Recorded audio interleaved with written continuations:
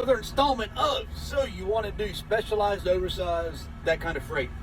So here's how this past week is going. I'm going to tell you this because this side of the industry, there's a lot of things happen, as in other parts of the industry, that you don't always see. What you see from my videos, either dash cam videos or the loads after it's done. So, and this is not to scare you off or to make you not want to do it. It's just give you a realistic expectation of what we deal with. So Monday morning, I'm supposed to load at 8 o'clock in the morning. I show up with the customer at 7:30. I'm told it's not ready. And we get till about midday, and they're like, hey, there was something that was supposed to happen this weekend, did not happen. The load's not ready. We don't know when it will be ready.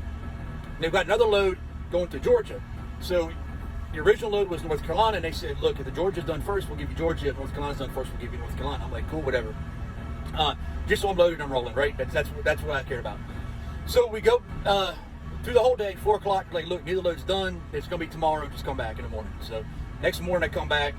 I'm back by, again, before 8. 9 o'clock, they back me in.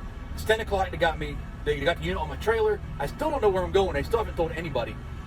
So I measure it, get it chained down. I confirm my measurements because my measurements did not match the measurements for either unit the customer gave our sales team.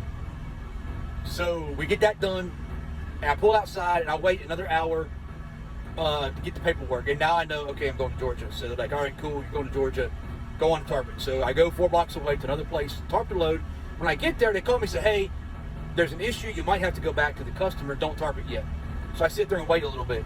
So by the time we get to where I get to go ahead to finally tarp this thing, it's like 1 o'clock in the afternoon.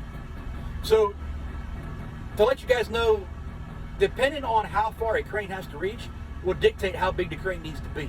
So this load's only 72,000 pounds.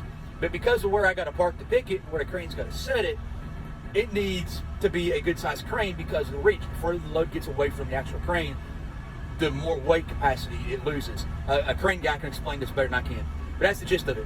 So anyway, it's going to be a good-sized crane to move this thing. So they're like, yeah, man, it's too late. Oh, we can't get it Friday. It's going to be Monday. So now I'm leaving from La Crosse, Wisconsin, and I'll be in Augusta, Georgia tomorrow morning. And I got to wait till Monday to unload. And I still don't know exactly what time Monday the crane's going to be there. But by the time the crane gets set up, we get this thing untarped, get everything off and put away, and picks it. Then I got to go to Brunswick, Georgia. So the load that's supposed to load Monday in Brunswick may not load till Tuesday. So because of a series of events that happened over this past weekend, it affects us going into next week. And I don't know what the problem was.